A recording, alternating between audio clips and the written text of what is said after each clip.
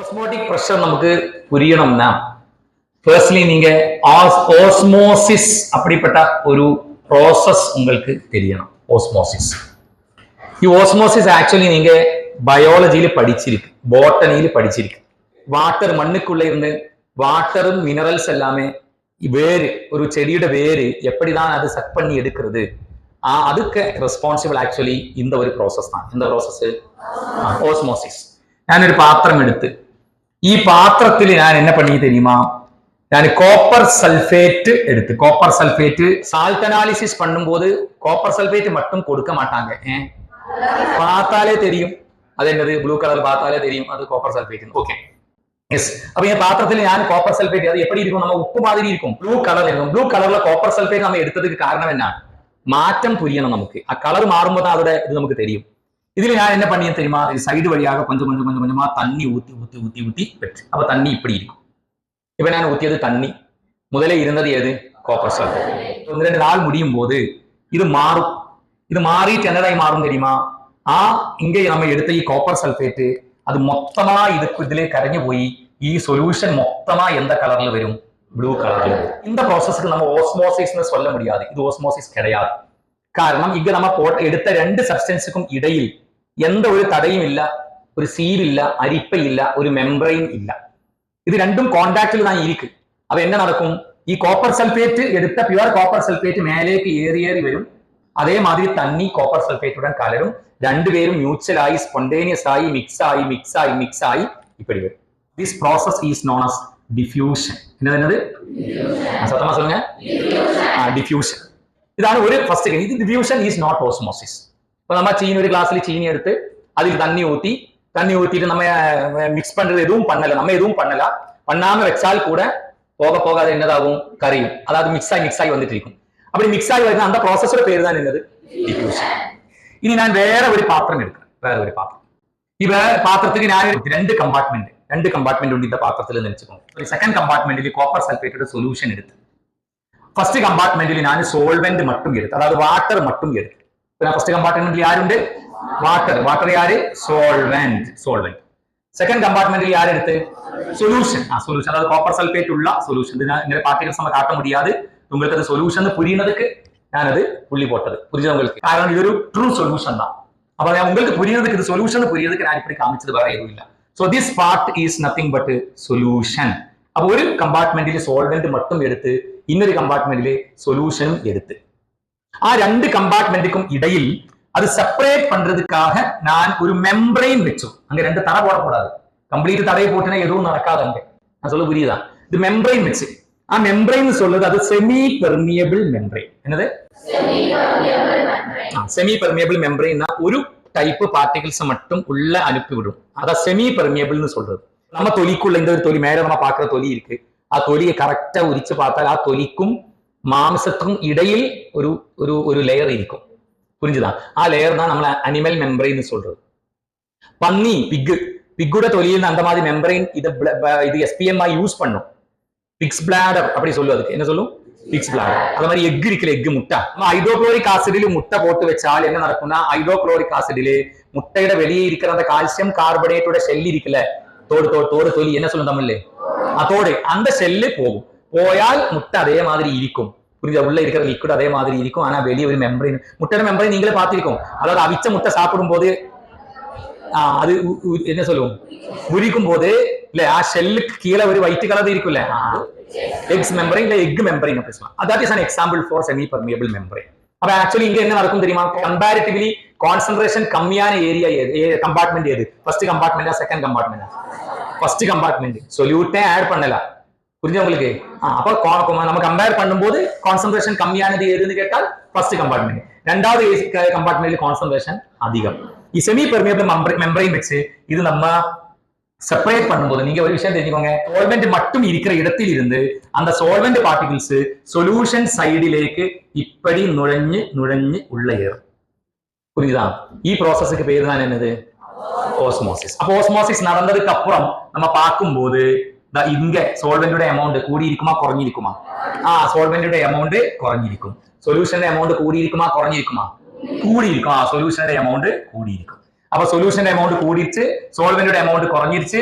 This process is by movement of solvent particles from lower concentration side into higher concentrations through a semi-permeable membrane.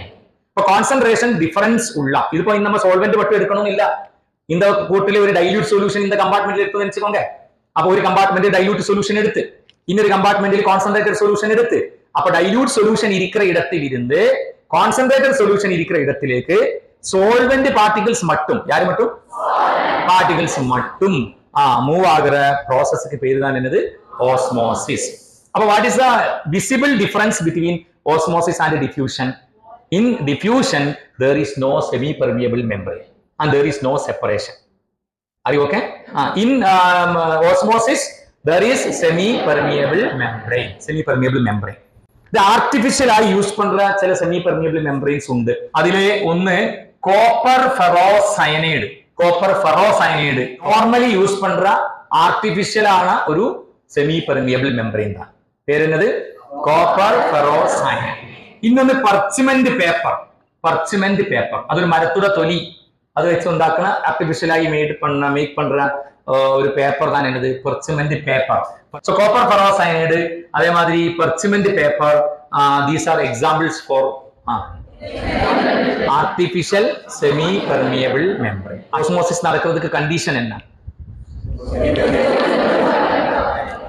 semi permeable membrane வழி separate பண்ணிய ரெண்டு solutions உட concentration different ஆகணும். புரியுதா? Concentration different ஆகும்போது lower concentration சைடில் இருந்து higher concentration சைடிലേക്ക് சத்தமா சொல்லுங்க solvent particles மட்டும் மூவ் ஆகும். அந்த processக்கு பேரு தான் osmosis. ஓகே, காஞ்ச திராட்சை இருக்குல்ல, grapes எடுத்து பச்சை தண்ணியில ஒரு நாள் நைட்ல போட்டு காலையில எடுத்து பார்க்கும்போது ட்ரை இதெல்லாம் எப்படி இருக்கும்? நல்ல குண்டுகளாகி மாறி இருக்கும். யாரு? ட்ரை கிரேப்ஸ் எல்லாம். திராட்சைக்குள்ள இருந்து வெளியே வந்துருச்சா solvent? வெளியே இருக்கிற solvent உள்ள வந்துருச்சா? solvent உள்ள வந்துருச்சு. உள்ள வருனதுக்கு நம்ம எண்டோ என்ன சொல்லும்? எண்டோ இல்ல எண்டோ.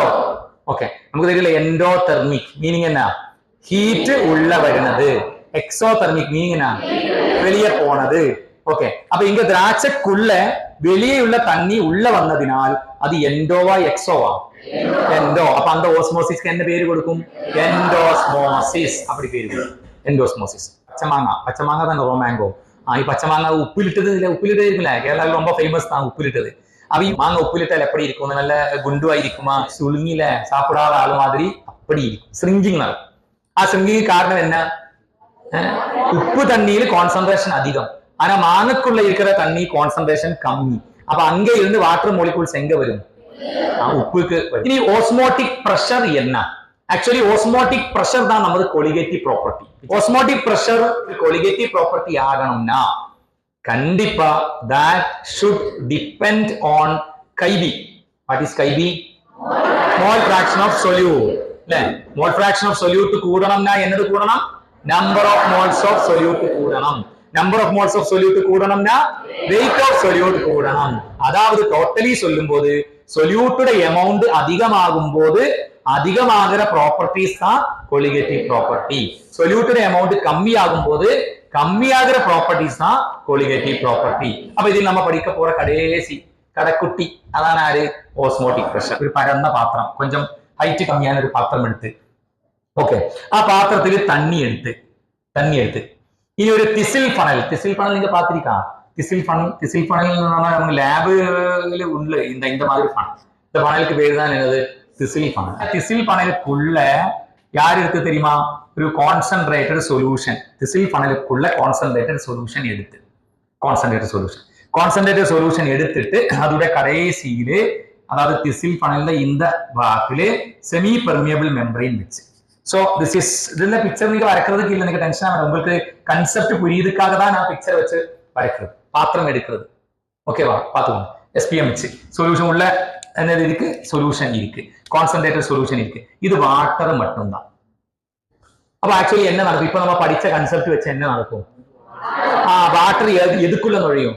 திசில் ஃபனலுக்குள்ள நுழையும். அந்த ஃபனலுக்குள்ள நுழையும். ഫണലുക്കുള്ള നുഴയും പോലെ ആക്ച്വലി என்ன നടക്കും ഇതൊരു ഹൈറ്റ് കൂടിക്കൂടി വരും റൈറ്റ് ഹൈറ്റ് കൂടിക്കൂടി വരും കറക്റ്റ് അല്ലേ യെസ് பாருங்க ഈ ഹൈറ്റ് കൂടിക്കൂടി വരും சொல்லும்போது ഈ വാട്ടർ സോൾവെന്റ് പാർട്ടിക്കിൾസ് இப்படி ஒரு தள்ளு தள்ளுறதுனால தான் உள்ள நுழையினதுனால தான் அது மேலேக்கு வருന്നത് அந்த தள்ளு தான் ஆக்சுவலி என்னது ஓஸ்மோட்டிக் பிரஷர் ஆனால் நம்ம ஓஸ்மோட்டிக் பிரஷருக்கு டெஃபினிஷன் சொல்லும்போது சொல்யூஷன்ல தனியா நடக்கிற ப்ராப்பர்ட்டியா இல்ல நம்ம சொல்றது அது எப்படின்னா அது நம்ம வெளியே நின்று அப்ளை பண்ண வேண்டிய பிரஷர் தான் அதே பிக்சர் சொல்யூஷன் இப்ப நான் செமி பெர்மியபிள் மெம்பரைன் வச்சு இங்க நான் சோல்வெண்ட் எடுத்து இங்க நான் சொல்யூஷனும் எடுத்து சோல்வெண்ட் சொல்லும் போது உடனடியாக உங்க மனசுல என்னது வரணும் லோ கான்சன்ட்ரேஷன் வாட்டர் இல்ல நம்புறீங்க லோ கான்சன்ட்ரேஷன் கம்பேரிட்டிவ்லி சோல்வெண்ட் பியூர்லி நம்ம எடுக்கும் போது நமக்கு கன்செப்ட் கொஞ்சம் கூட கிளியர் ஆகுறதுக்கு தான் நான் அப்படி இருக்குது காரணம் லோ கான்சன்ட்ரேஷன் ஹை கான்சன்ட்ரேஷன் நான் சொல்லும் போது சம்டைம்ஸ் நீங்க படிச்சு முடிச்சு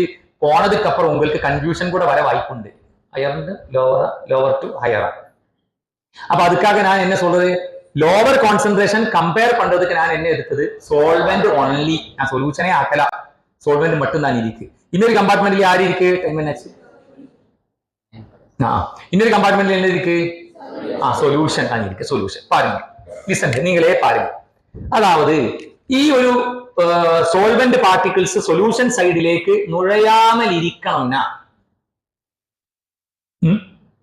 പോകാതെ പോകാതെ சொல்லிட்டு പ്രയോജനം ഇരിക്കുക நம்ம என்ன பண்ணணும் பிரஷர் கொடுக்கணும் தடுக்கணும் எங்க தடுக்கணும் சொல்யூஷன் சைடுல பிரஷர் கொடுக்கணுமா சோல்வெண்ட் சைடுல பிரஷர் கொடுக்கணுமா சொல்யூஷன் சைடுல பிரஷர் கொடுக்கணும் சொல்யூஷன் சைடுல பிரஷர் கொடுக்கணும் இந்த சைடுல பிரஷர் கொடுக்கணும் புரிஞ்சு உங்களுக்கு அதாவது இங்க ஒரு நம்ம ஒரு பிஸ்டன் நான் காட்டுறேன் பிரஷர் பிஸ்டன் காட்டுறதுக்கு காரணம் என்ன நம்ம மெக்கானிக்கல் பிரஷர்னு சொல்லி நம்ம வெளியே இருந்து மெஷின் வச்சு கொடுக்குற பிரஷர் அதான் மெக்கானிக்கல் பிரஷர் ഈ அப்ளை பண்ணுன பிரஷருக்கு பேரு தான் என்னது ஓஸ்மோட்டிக் பிரஷர் ஆனால் பிரஷர் அப்ளை பண்ணும் போது அது இதுவரை மட்டும்தான் வர முடியும் அதுவும் தாண்டி போகக்கூடாது ஓஸ்மோசிஸ் நடக்கக்கூடாது ஓஸ்மோசிஸ் நடக்கக்கூடாது இது சொல்யூஷன் பார்த்துக்கோங்க இது சொல்யூஷன் இது சோல்வெண்ட் சோல்வெண்ட் சொல்யூஷன் எஸ் அப்ப நம்ம என்ன பண்ணுவோம் தெரியுமா இது கரெக்ட் இதே லெவல்ல தான் நிக்குது ரைட் அதே லெவல் நிக்குது லெவலு பாருங்க கொஞ்சம் கம்மியாய் அதாவது பிஸ்டன் கொஞ்சம் மேலேக்கு வந்து நினைச்சுக்கோங்க உள்ள இருக்கிற சோல்வெண்ட் மோலிகூல்ஸுக்கு டெம்டேஷன் வரும் எதுக்கு நுழையிறதுக்கு டெம்டேஷன் வரும் நல்லா கீழே வந்து நினைச்சுக்கோங்க அப்போ அங்க இருக்கிற சோல்வெண்ட்டுக்கு வெளியே வருறதுக்கு டெம்டேஷன் வரும் அப்போ அது ஓஸ்மோசிஸோட ரிவர்ஸ் அந்த ப்ராசஸுக்கு பேர் என்ன ரிவர்ஸ் ஓஸ்மோசிஸ் அப்ப கான்சென்ட்ரேட்டடா இருக்கிற ஒரு இடத்தில் இருந்து சோல்வெண்ட் மட்டும் நம்ம செப்பரேட் ஆகி எடுக்கும் போது அந்த ப்ராசஸுக்கு பேரு ரிவர்ஸ் ஓஸ்மோசிஸ் அப்போ கடல் தண்ணி பச்சை தண்ணி ஆக்கணும் என்ன വ്യത്യാസം என்ன கடல் தண்ணியில் உப்பு ഉണ്ട് പച്ച തണ്ണിയിൽ ഉപ്പ് ഇല്ല അപ്പൊ കോൺസെൻട്രേറ്റഡ് സൊല്യൂഷനെ സോൾവെന്റ് മറ്റുമാക്കി മാറ്റണമെന്നാ ഓസ്മോസിസ് നടക്കണമാ റിവേഴ്സ് ഓസ്മോസിസ് നടക്കണം അതാ നദികളിലെ തണ്ണി കടലിലെ തണ്ണി എല്ലാമേ കുടിത്തണ്ണിയാക്കി മാറ്റുறதுக்கு என்ன ப்ராசஸ் நடக்கும் ரிவர்ஸ் ஓஸ்மோசிஸ் நடக்கும் அதான் அப்படி நம்ம ரிவர்ஸ் ஓஸ்மோசிஸ் நடத்தி உருவாக்குற தண்ணிக்கு பேரு தான் என்னது ஆரோ வாட்டர் ஆரோ வாட்டர் புரியுது உங்களுக்கு அங்க செமி பெர்மியபிள் மெம்பரைன் ஆகி யூஸ் பண்றது செல்லுலோஸ் அசெட்டேட் என்னது cellulose acetate is the semi permeable membrane used in RO water preparation அதாவது ரிவர்ஸ் ஓஸ்மோசிஸ் புரியுது உங்களுக்கு அப்ப ரிவர்ஸ் ஓஸ்மோசிஸ் நடக்கணும்னா இந்த பிரஷர் கூடணுமா குறையணுமா கூடணும் கூடணும் அதாவது நம்ம அப்ளை பண்ற pressure applied pressure is greater than osmotic pressure applied pressure osmotic pressure விட greater ஆகும்போது எந்த process நடக்கும் reverse osmosis நடக்கும் புரியுது உங்களுக்கு yes okay இனி applied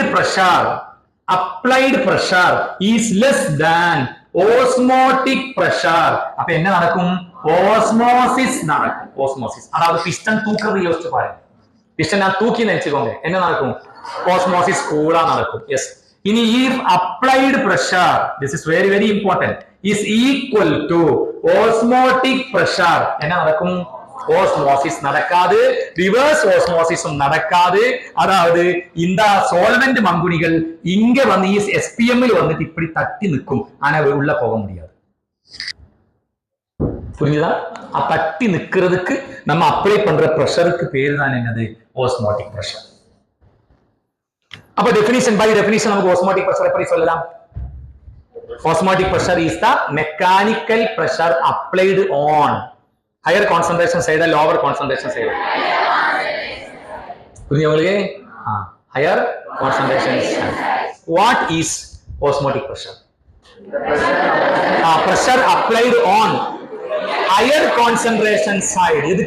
To prevent osmosis. To just prevent the osmosis. Osmosis தடுக்கணும். அப்ப pressure கூடினால் கொடுக்கிற பிரஷர் கூடினா ரிவர்ஸ் ஆஸ்மோசிஸ், கொடுக்கிற பிரஷர் தேவையான அளவுக்கு இல்லைனா ஆஸ்மோசிஸ், கொடுக்கிற பிரஷர் ஆஸ்மோட்டிக் பிரஷருக்கு ஈக்குவல் ஆயிடுச்சுன்னா கொடுக்கிற பிரஷர் தான் ஆக்சுவலி என்னது? Osmotic pressure. ஈக்குவல்னு சொன்னது காரணம் என்ன தெரியுமா? இது வச்சு யோசிச்சு பாருங்க. நான் சொல்லியாச்சுல, உள்ள இருந்து வெளியேக்கு வரணும் அந்த தள்ளு தான் ஆக்சுவலி ஆஸ்மோட்டிக் பிரஷர். அந்த பிரஷர் திரும்பி கொடுத்தால் தானே அது வராம இருக்கும். இது உங்களுக்கு அப்ப நம்ம உள்ள இருந்து வெளியேக்கு வருന്ന தள்ளும் நம்ம மேலே இருந்து கீழேக்கு கொடுக்கிற பிரஷரும் ஒண்ணுதான். அதாவது மேலே நம்ம கீழே கொடுக்கிற பிரஷரும் ஓஸ்மோட்டிக் பிரஷர் தான், உள்ள இருந்து வெளியே வருന്ന தள்ளும் ஓஸ்மோட்டிக் பிரஷர். புரிஞ்சுதா இல்லையா? இனி இது எப்படி ஒரு கோலிகேட்டிவ் ப்ராப்பர்ட்டி ஆகும்? இது ஓஸ்மோட்டிக் பிரஷர் எப்படி ஒரு கோலிகேட்டிவ் ப்ராப்பர்ட்டி ஆகும் அது கூட சொல்லுங்க பாருங்க. ஓஸ்மோட்டிக் பிரஷர் கோலிகேட்டிவ் ப்ராப்பர்ட்டி ஆகணும்னா நமக்கு தெரியும், a colligative property is directly proportional to chi b. ஞாபகம் இருக்கா உங்களுக்கு? எஸ். அப்ப solvent அமௌண்ட் கூடும். நீங்களே யோசிச்சு பாருங்க. நமக்கு தெரியும்ல, ரெண்டு சொல்யூஷனுக்கு இடையில் கான்சென்ட்ரேஷனோட வித்தியாசம் இல்ல அப்படி நினைச்சுக்கோங்க. ரெண்டு சொல்யூஷனுக்கு இடையில் கான்சென்ட்ரேஷன் டிஃபரன்ஸ் இல்ல. ரெண்டு சொல்யூஷன் சொல்லும்போது ரெண்டு பாத்திரத்தில் இருக்க சொல்யூஷனா, ஒரு பாத்திரத்தில் செமி பெர்மியபிள் மெம்பரின் வழி செப்பரேட் பண்ணிய சொல்யூஷனா, ஒரே பாத்திரத்தில் செமி பெர்மியபிள் மெம்பரின் வழி செப்பரேட் பண்ணிய ரெண்டு சொல்யூஷனில் கான்சென்ட்ரேஷன் டிஃபரன்ஸ் இல்ல அப்படின்னா ஓஸ்மோசிஸ் நடக்குமா நடக்காதா? நடக்காது. புரியுது உங்களுக்கு? ஓஸ்மோசிஸ் நடக்காது. எஸ். அதாவது செமி பெர்மியபிள் மெம்பரின் வழி நம்ம செப்பரேட் பண்ணியா ரெண்டு சொல்யூஷனுடையும் கான்சென்ட்ரேஷன் டிஃபரன்ஸ், கான்சென்ட்ரேஷன் இல்ல கான்சென்ட்ரேஷன் டிஃபரன்ஸ் கூட கூட மீன் நம்ம சோல்வெண்ட் எடுத்துல அது சோல்வெண்டாയി அங்கேயே இருக்கட்டும். ஃபர்ஸ்ட் நம்ம சொல்யூஷன் எடுத்துல அதுல ஒரு 1000 சொல்யூட் பார்ட்டிகிள்ஸ் உண்டு நினைச்சுக்கோங்க. உங்களுக்கு புரியுதுக்கு 1000 கவுண்ட் பண்ண முடியாது, 1000 சொல்யூட் பார்ட்டிகிள்ஸ் உண்டு நினைச்சுக்கோங்க. அதுல நான் ஒரு 500 சொல்யூட் பார்ட்டிகிள்ஸ் கூட ஆட் பண்ணி கான்சென்ட்ரேஷன் கூடுமா குறையுமா? கூடும்.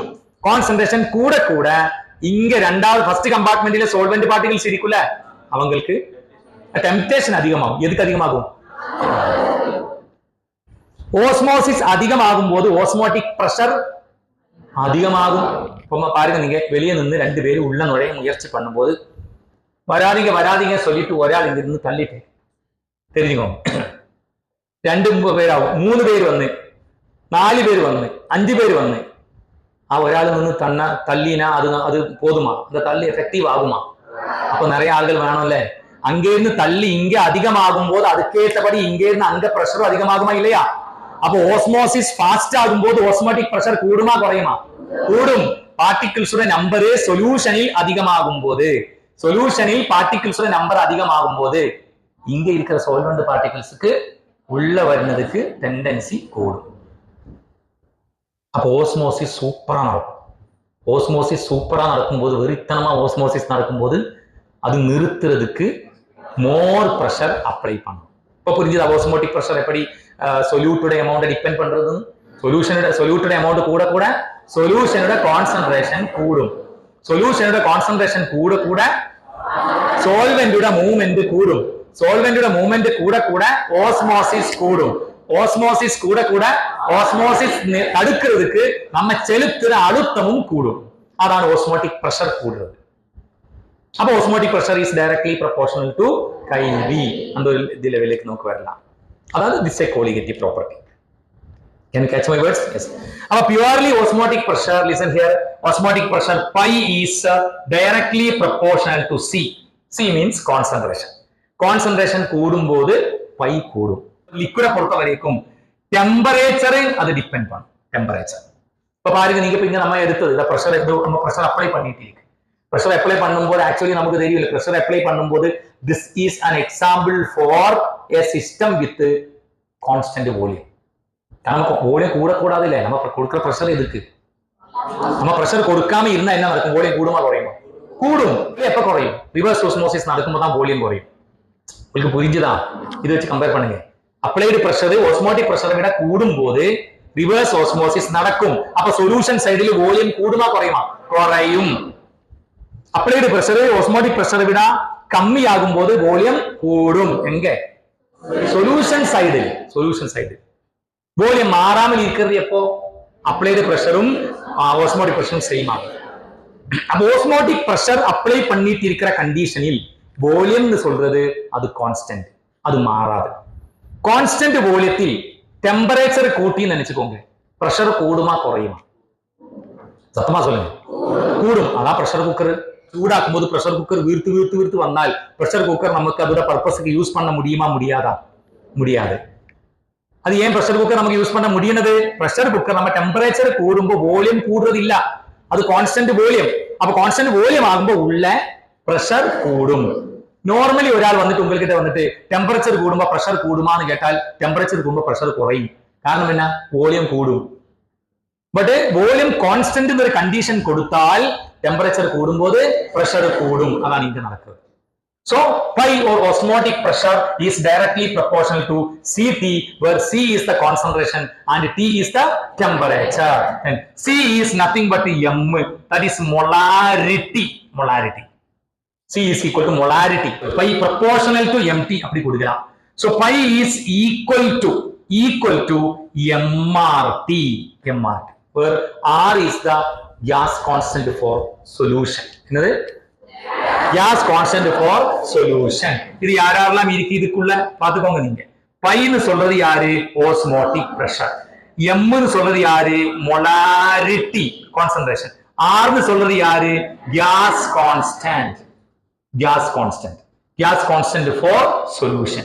solution ஓட gas constant வேல்யூ என்ன? அது நீங்க படிச்சிருக்கான்னு எனக்கு தெரியாது. அது ஸ்டேட்ஸ் ஆஃப் மேட்டர்ல தான் இருந்தது. அந்த சாப்டர் பேர்ல 0.0821 litre atmospheric per kelvin per mole. Value is important. நம்ம 8.314 படிச்சிருக்கல, அது நம்ம நார்மலி படிக்கிற கேஸ் கான்ஸ்டன்ட். அது நார்மலி கேஸ் ஆயிருக்கிற மோலிக்யூல்ஸோட கேஸ் கான்ஸ்டன்ட். லிக்விட் ஸ்டேட்டில் உள்ள உங்களோட கேஸ் கான்ஸ்டன்ட் வேல்யூ தான் அது. எது? 0.0821. Pi is equal to MRT means M is the molarity. Molarity is number of moles of solute per liter of the solution. Volume in liter. NB by V into 1000. ஞாபகம் இருக்குல்ல? ஆ 1000 நம்ம எதுக்கு apply பண்ணியது? Millilitre litre ஆக்குது. அப்ப ஏற்கனவே நம்ம லிட்டர்னு சொன்னா அப்படியே போட்டால் போதும். So NB by V, that NB by V RT.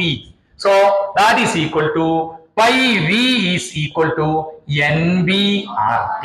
Pi V is equal to NBRT. Yes. Pi V is equal to NBRT என்கிற equation இது எங்கேயோ பார்த்த மாதிரி நமக்கு ஃபீல் ஆகுது. That is nothing but PV is equal to nRT. PV is equal to nRT. There P is the pressure of the gas. Here pi is the osmotic pressure of the solution. Volume is the same in both cases. There N is the number of molecules. Here NB is the number of particles, solute particles. Okay, ma? So pi V is equal to NBRT. Pi V is equal to NBRT is in the form of PV is equal to nRT. PV is equal to nRT is ideal gas equation. என்னது? Ideal gas equation. Oh, Van de Hoff dilute solution ഒരു law. Dilute solution law വെച്ച് ഒരു dilute solutionil molecules, അതായത് solute molecules யாரு மாதிரி behave பண்ணும்? Ideal case molecules மாதிரி behave பண்ணும். புரியுது உங்களுக்கு? நம்ம படிச்சிருக்கல ഈ கொலிகேட்டிவ் ப்ராப்பர்ட்டிஸ் எல்லாமே எப்படிப்பட்ட சொல்யூஷன்ஸ்க்கு உள்ளது? Very dilute solution.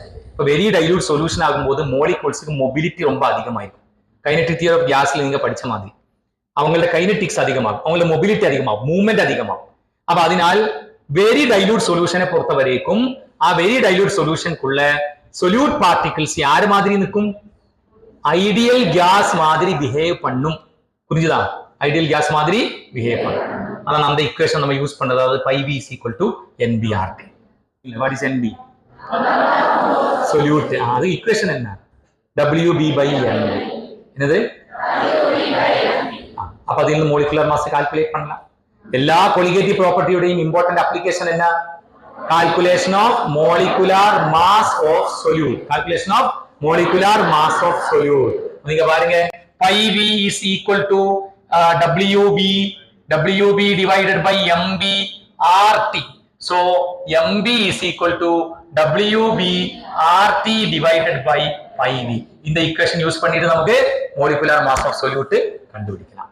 The method is the most suitable method for calculation of molecular mass, especially for polymers. இவங்களோட molecular mass calculate பண்றதுக்கு the most apt suitable method is nothing but osmotic pressure. இது காரணம் என்ன தெரியுமா? Mainly ഈ elevation in boiling point ആയിരുന്നാലും depression in freezing point ആയിരുന്നാലും രണ്ടും രണ്ട് എക്സ്ട്രീം ടെമ്പറേച്ചറിൽ നടക്കരുത്. അറ്റ്മോസ്ഫിയർ ടെമ്പറേച്ചറിൽ നടക്കാതെ. ഫ്രീസിംഗ് പോയിന്റ് எப்ப நடக்கும்? 0 டிகிரி செல்சியஸில் மனிதன் வாழ முடியாது. அதே மாதிரி பாயிலிங் பாயிண்ட் சொல்றது 100 டிகிரி செல்சியஸ் தண்ணியே எடுத்தால் கூட பாருங்க நீங்க அந்த மாதிரி ஹையர் டெம்பரேச்சர் நடக்கும். Boiling point higher temperature, freezing point very low temperature. அது ரெண்டும் நமக்கு பிராக்டிகலி சூட்டபிள் கிடையாது. அப்ப பிராக்டிகலி சூட்டபிள் ஆയത് யாரு? ரூம் டெம்பரேச்சர் நடக்கிறது ஏது மெத்தட் மற்றும் osmotic pressure method. புரியுதா உங்களுக்கு? அது மட்டும் இல்ல, டிப்ரஷன் இன் ஃப்ரீசிங் பாயிண்ட் ஆயிருந்தாலும் elevation in boiling point method ஆயிருந்தாலும் ரெண்டுமே மொலாலிட்டியை டிபெண்ட் பண்றது. என்ன மொலாலிட்டி? ஞாபகம் இருக்கா உங்களுக்கு? Delta TB is equal to KB into molality, delta TF is equal to KF into molality. ஆனால் osmotic pressure சொல்லுது கொஞ்சம் கூட நமக்கு ஈஸி தான். அது மொலாரிட்டி. ஏற்கனவே உங்களுக்கு இருக்குல்ல மொலாரிட்டி இது ரெண்டும் கேட்கும்போது நமக்கு ஒரு சுகம் வருന്നത് ஏது கேட்கும்போது? மொலாரிட்டி தான். மொலாலிட்டி கிலோகிராமில் வரும்போதே நமக்கு கொஞ்சம் கன்ஃபியூஷன் ஆகும். மொலாரிட்டி വോളിയത്തിൽ വരുന്നതിനാലേ നമുക്ക് പ്രോബ്ലം ഇല്ല. ഓക്കേവാ? അപ്പൊ അത് കാൽക്കുലേഷൻ கொஞ்சம் കൂടി ഈസി. അതിനാൽ osmotic pressure method is the most suitable method for calculation of molecular mass of solute. ஓகேவா? ஐசோ வச்சு நம்ம சொல்றது எல்லாமே ஒராளுக்கு தனியா சொல்ல முடியாது. ஐசோ வச்சு சொல்றது ஐசோதெர்மல் அப்படின்னா ரெண்டு இடத்துல டெம்பரேச்சர் செய், அதான் ஐசோதெர்மல். புரியுது உங்களுக்கு? ஐசோ பார் ரெண்டு பேரோட மாஸ் நம்பர் செய். ஐசோ எலக்ட்ரானிக் என்னது? രണ്ട് സ്പീഷീസിലും ഇലക്ട്രോൺஸோட നമ്പർ സെയിം. ഒരാൾ തനിയെ വെച്ച് നമുക്ക് ഐസോ ടേം യൂസ് பண்ண முடியாது. കാരണം அது இன்னொராளுடைய ரிலேஷனை காட்டுறதுதான் ஐசோ. புரியுதா உங்களுக்கு? ரெண்டு பேர் இருக்கு, ரெண்டு பேருக்கும் அட்டாமிக் நம்பர் சேமா இருந்தால் அவங்க நம்ம என்ன சொல்லும்? ஐசோடோப் அப்படி சொல்லும். அப்ப ரெண்டு பேருடைய மோலிகுலார் ஃபார்முலா சேமா இருந்தால் அவங்களுக்கு பேர் என்னது? ஐசோமர்ஸ்.